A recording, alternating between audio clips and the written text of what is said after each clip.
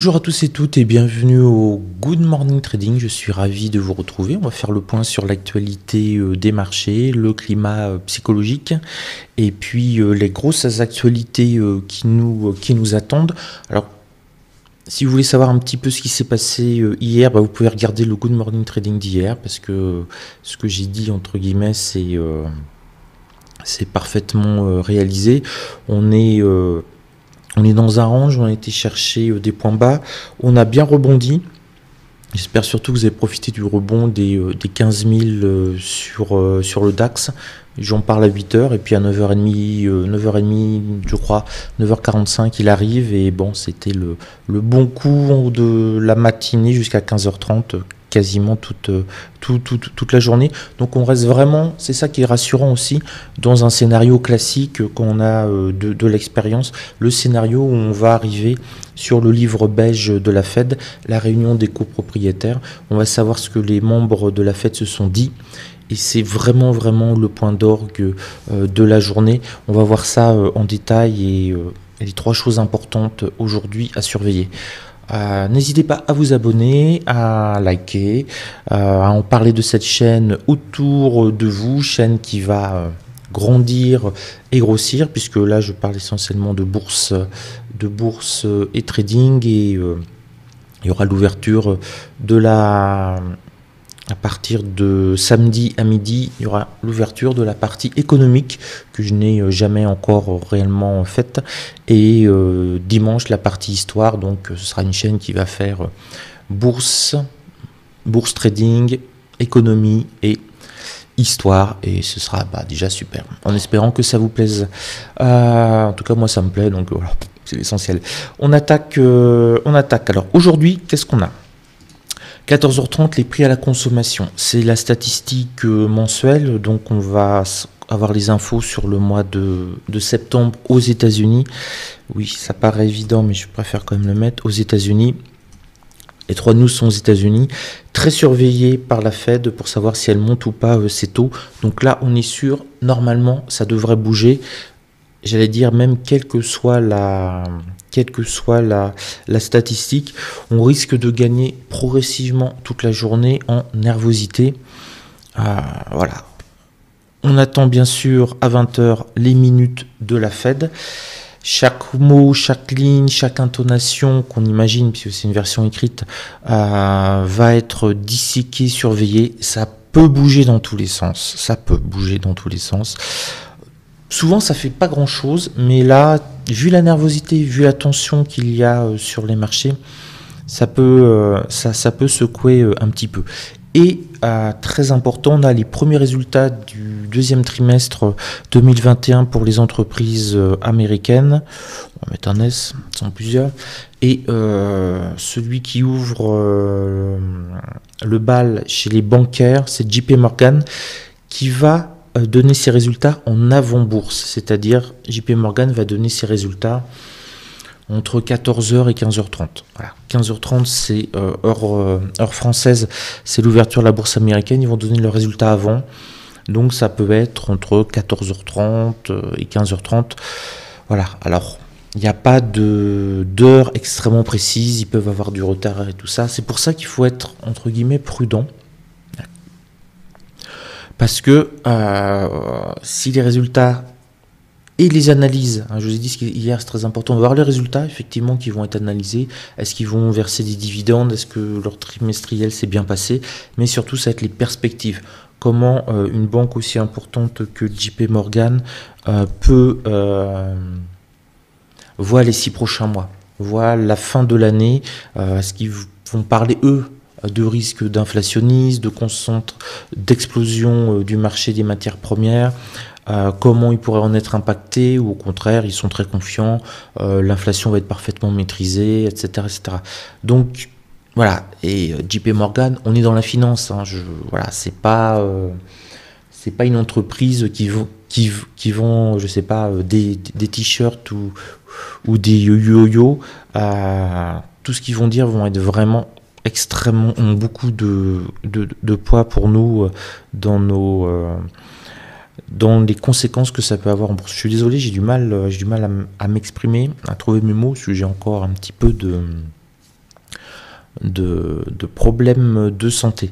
Mais ça s'améliore, c'est l'essentiel. Voilà, en gros, c'est pour ça que il faut être très très très prudent si vous voulez vous positionner avant les résultats de JP Morgan. Par exemple, si vous voyez une belle occasion, un beau trade vers 15 heures et que JP Morgan n'a pas encore donné ses trimestriels, c'est un petit peu risqué, puisque là en plus on n'a pas une heure bien précise. Les prêts à la consommation, on sait que ça tombe à 14h30.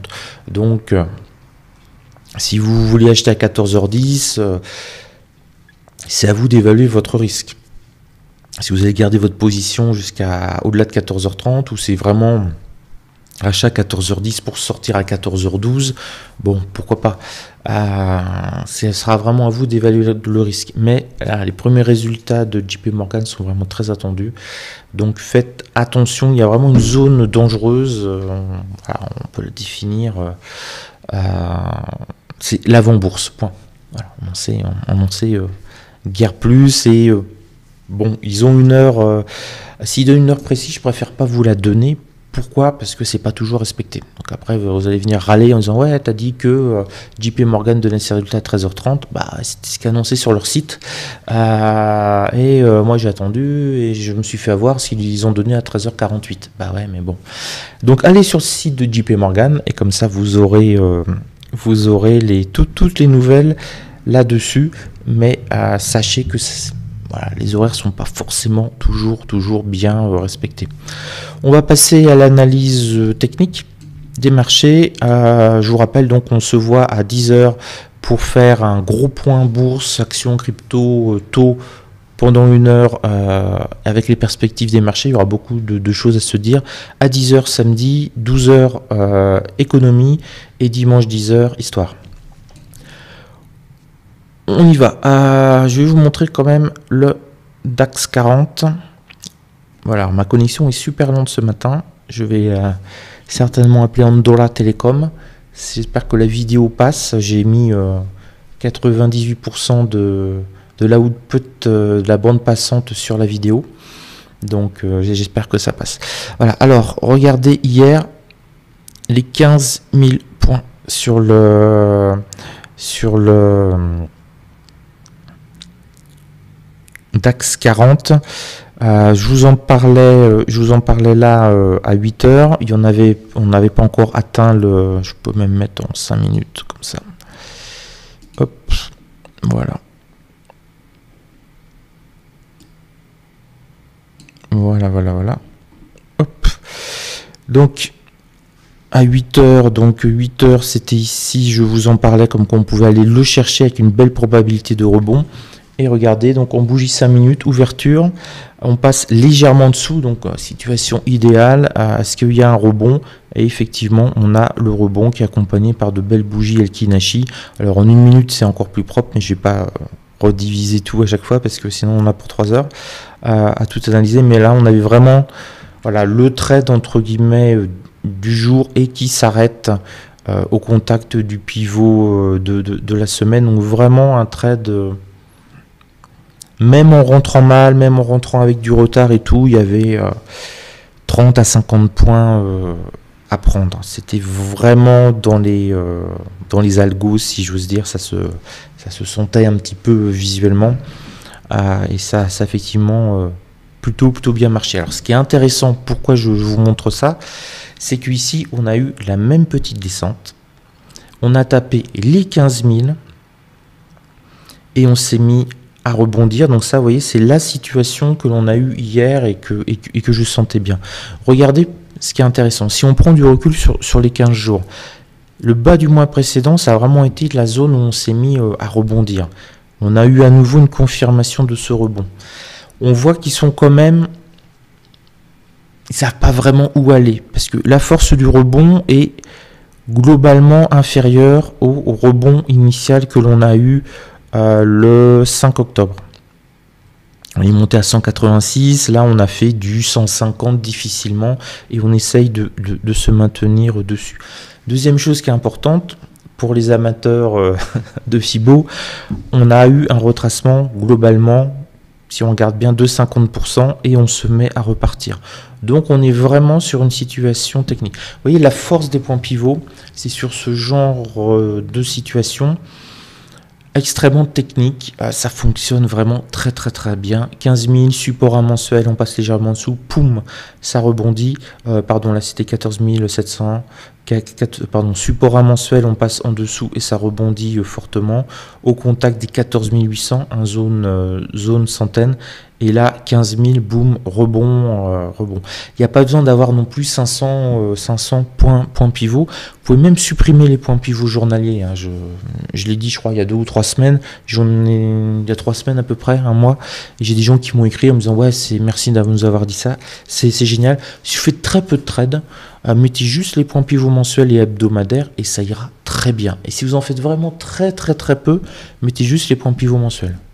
C'est bon.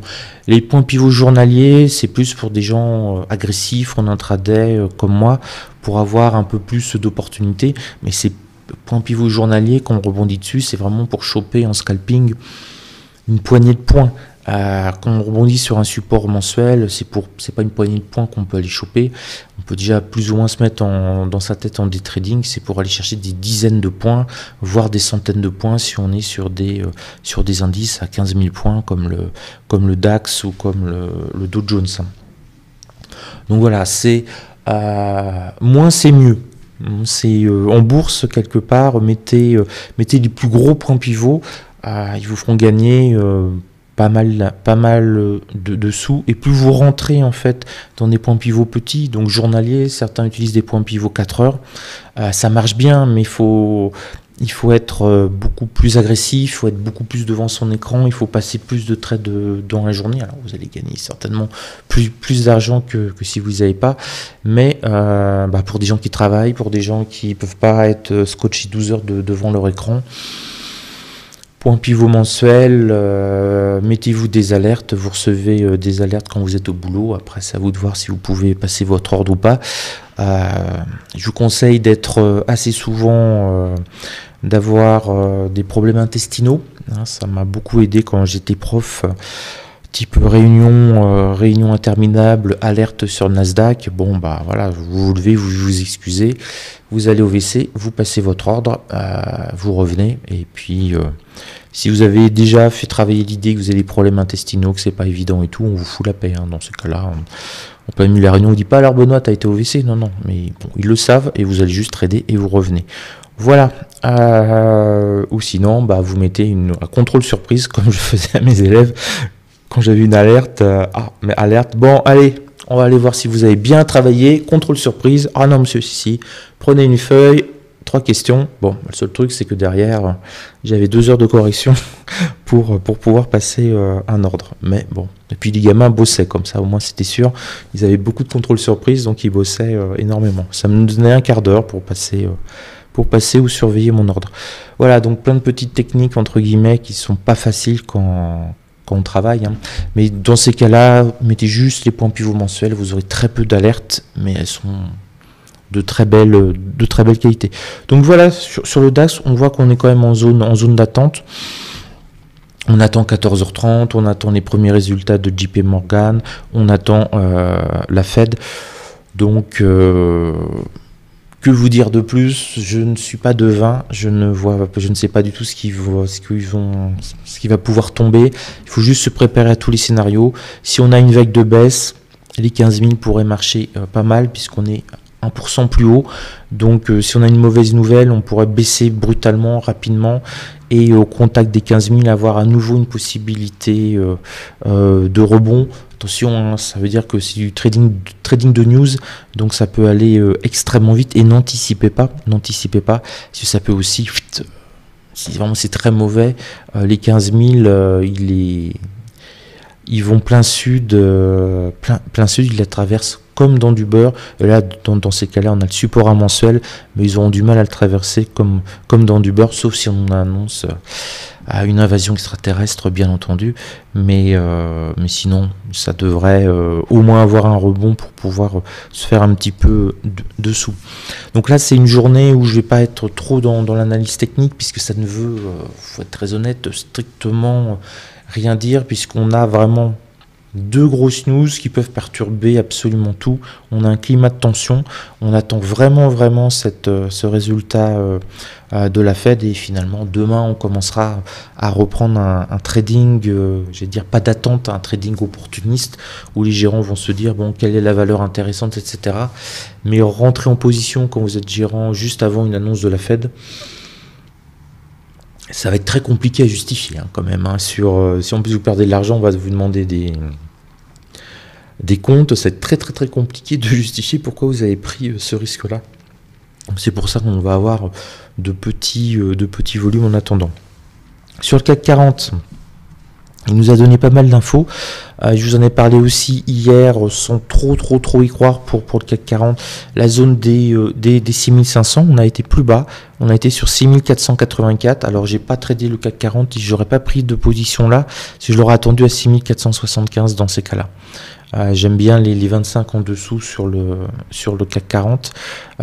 Donc, voilà. Moi, j'aurais pas pris de position, mais en tout cas, c'est sur les 6480 qui 85 qui a décidé de rebondir pour réintégrer les 6005 et aller un petit peu au-dessus.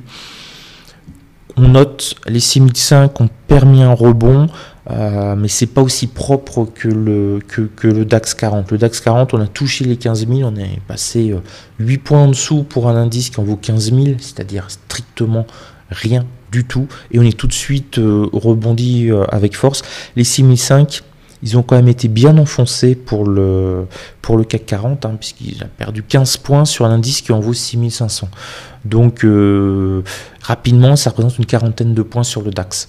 Donc ils ont enfoncé, si j'ose dire, leur support sur le CAC 40 avec 5 fois plus d'ampleur que le DAX, et ça nous donne, cette comparaison nous donne vraiment des indications. Les 15 000 sont très forts sur le DAX, les 6005 sont relativement faiblards sur le CAC 40, donc si on a des mauvaises nouvelles, les 6005 peuvent se faire enfoncer. Je parle vraiment de mauvaises nouvelles qui nous feraient repasser au contact de la middle S1 mensuelle par exemple. On a aussi Evergrande qui pose problème. On en parle moins. On a appris que lundi, il y avait encore, ils n'avaient pas encore payé des intérêts d'une dette qui traînait auprès de quelques créanciers. Voilà, on ne sait pas du tout. C'est opaque. C'est la Chine. Hong Kong, la Chine. Il faut quand même se le dire. Si ça avait été une entreprise je sais pas, européenne ou américaine, on aurait toutes les données. On saurait à qui ils doivent, combien ils doivent, est-ce qu'ils ont remboursé, oui ou non. En Chine, c'est la société de la surveillance, mais c'est pas la société de la clarté. Donc on ne sait pas trop, ça reste un dossier en attente, un dossier dangereux, où on aura peut-être, je vous dis souvent les week-ends où en bien ou en mal, où ça peut se débloquer, mais il faut garder ça un petit peu en tête. On a une sorte d'épée de Damoclès, on ne sait pas si c'est une épée, un marteau ou une épée en plastique. Mais il y a ça, et c'est pas bon sur le marché. On a 300 milliards de dettes, on sait pas à qui doivent ces dettes, on sait pas qui c'est qui rembourse, qui c'est à qui ne rembourse pas. Donc voilà, on comprend que ça emmerde tout le monde et qu'on voudrait pas que ça nous fasse un Lehman, mais ça c'est la bonne nouvelle, c'est ça doit s'activer pour trouver des solutions coûte que coûte. Peut-être même avec des pressions du gouvernement chinois. Ils t'ont remboursé en retard, mais tu l'ouvres pas, sinon tu te prends une balle. Non, je rigole. C'est mon humour. Mais en tout cas, ils doivent chercher vraiment des solutions. On passe CAC 40 DAX, l'Eurostock, même chose. Il est en mode plutôt en phase d'attente. On le voit très bien. Il va peut-être revenir. Alors j'ai mis une alerte sur les 4000. Bon, le petit Grigou, il nous a fait 4003, 4003,5. Bon, juste voir si on a une phase baissière, les 4000 sont bons à prendre. Et surtout, là, ici, à mon avis, les 3975. Si on a vraiment une mauvaise nouvelle, il peut passer les 4000. Se mettre à descendre, on pourra avoir des stops, une petite cascade de stops, poum, ça nous remet à 3975. Et là, à mon avis, il y a du monde pour... il y a des algos qui vont se mettre à acheter pour pouvoir le remonter au contact des 4000. Donc ça, j'ai mis à nouveau des alertes. Ça me paraît intéressant. Sur le Dow Jones, alors... il s'en sort plutôt bien. Hein. On sent que il attend les résultats. Alors pourquoi il s'en sort plutôt bien le Dow Jones? Pour le moment, il n'a pas pété son point pivot mensuel. Et ça, c'était pas gagné, notamment à l'ouverture. Je vous avais parlé des 34 000 points, mais je vous avais dit, bon, s'il va sur 34 000 points, c'est pas un scandale. Il pourrait se poser là, si je vous ai dit, ou les 34 000 ou point pivot mensuel. Je pensais plutôt les 34 000 quand même. Hein. Le climat, on ne sait pas trop. Bon, bah non, il s'en sort bien. Il se pose sur le point pivot mensuel. Est-ce qu'il va y rester jusqu'à l'annonce 20h, le livre beige de la Fed, le beige book? Je sais pas. Moi, j'ai plutôt un a priori. J'aurais été très à l'aise s'il attendait sur les 34 000. Là, sur le point pivot mensuel, qui est un très beau niveau, aux 34 200, 34 250. Je sais pas quoi faire. Franchement, là, sur le Dow Jones, je sais pas du tout quoi faire. Donc, si je sais pas, si je le sens pas, bah, je fais pas. Voilà, tout simplement. Je prends pas de risque, je perds pas mon argent. J'attends pas de savoir, parce qu'on sait jamais en bourse, mais j'attends au moins d'avoir une opinion claire dessus. Donc, j'attends à nouveau un contact des 34 000 points qui pourrait nous faire ce que nous a fait le DAX. Heureusement, il y a eu le DAX hier. Le DAX avec le contact des 15 000 et poum, l'envolée instantanée. Bon, bah là, je me dis peut-être que 34 000, 33 950, on pourra avoir exactement la même réaction, en sachant qu'on a alors le top du top. Ça c'est si on est patient, c'est les 33 925. Parce que là, 33 925, on a du support, il prend un pied dessus et remonte jusqu'à 34 000. Voilà, c'est pas qu'on l'a pas vu une fois dans notre existence, mais c'est 10 fois, 100 fois, 1000 fois en fonction du nombre d'années que vous avez fait en bourse. Voilà, moi j'y touche pas. Hein, le point pivot mensuel, c'est très sage, mais comme attente. Mais voilà. Bon, je peux rien vous dire de plus, à part, je le sens pas. Sur le Nasdaq, alors un petit peu plus visible sur le Nasdaq, lui ça va pas. Ça va pas du tout parce qu'on a la stat à 14h30 des prix à la consommation et si les prix à la consommation fortement montent aux États-Unis, ça veut dire que les taux d'intérêt pourraient venir plus tôt que prévu et il va falloir rembourser les dettes des entreprises du Nasdaq parce que si les taux d'intérêt augmentent, leurs dettes et leur rentabilité, leurs dettes augmentent aussi et leur rentabilité aussi. Je vous rappelle que chose qui n'existe pas du tout en France. Hein. En France, vous lancez une start-up, vous avez 10 000 euros de dette, le banquier vous harcèle, hein, vous êtes quasiment dépôt de bilan. Hein. Aux États-Unis, vous avez une belle idée, une start-up, il y a des gens qui vous suivent, vous pouvez perdre de l'argent pendant plusieurs années. Et quand je dis perdre de l'argent, c'est moins 50 millions de dollars, moins 100 millions de dollars. C'est ce qui est arrivé à Twitter. Hein. Twitter n'a pas été rentable pendant des années, et il se faisait des années à des bilans négatifs à 50 millions de dollars. Mais c'est le côté américain, ils disent pas on a perdu 50 millions de dollars, ils disent on a investi 50 millions de dollars pour en gagner 500 millions. En France, on va juste vous dire vous avez paumé 10 000 euros, vous pouvez toujours essayer d'expliquer à votre banquier que c'est un investissement, ça va être beaucoup plus compliqué. Donc voilà, quelles que soient les entreprises américaines, si c'est de la start-up, si c'est au Nasdaq, c'est endetté. C'est endetté, pour pouvoir donner vraiment la chance au produit. Un Twitter français, ça n'aurait pas tenu un an. Avec les bilans qu'ils avaient, mais catastrophiques, ça n'aurait pas tenu un an. Ils se sont d'ailleurs posé la question à un moment de jeter l'éponge et de mettre l'entreprise en faillite pour des Américains. Alors c'est vous dire, bon maintenant ça va mieux, mais voilà, c'est toute la différence aussi de dynamisme. C'est pour ça que quand nos hommes politiques annonce des plans de relance, de croissance avec des sommes à coût de milliards. Ouais, C'est bien, mais par exemple, j'ai entendu le grand plan de relance industriel et technologique français jusqu'en 2030, qui est, je crois, de 30 milliards. C'est bien, mais 30 milliards, c'est la recherche-développement de Volkswagen pour les 5 prochaines années. Le plus gros producteur je vais arriver. Le plus gros producteur de semi-conducteurs en Chine, leur investissement pour les 5 prochaines années, c'est 100 milliards de dollars. Donc une entreprise est plus puissante qu'une politique énergique ou dirigiste d'un État. Il faut quand même en avoir un petit peu conscience. Donc on peut mettre beaucoup d'argent en France pour essayer de développer les Google français. Enfin, bon, c'est trop tard, hein. Google on ne pourra pas le rattraper. Mettre des leaders dans certains domaines. Si on ne laisse pas la chance au produit, s'il faut être rentable tout de suite, dans les 2 ans il faut être rentable, sinon c'est mort. Ça va être très très très très compliqué. Jeff Bezos, Amazon, c'était déficitaire, etc., etc. Tous. Tesla, on n'en parle même pas. Donc voilà, il y a un moment où il faut savoir où on fait nos dettes. Hein. Donc en France, les entreprises, il y a une sorte de haine sur les entreprises, ça doit être rentable tout de suite, gagne de l'argent, etc. Ouais, mais c'est difficile. Hein. Et si on est rentable tout de suite, ça veut dire qu'on n'a pas beaucoup investi.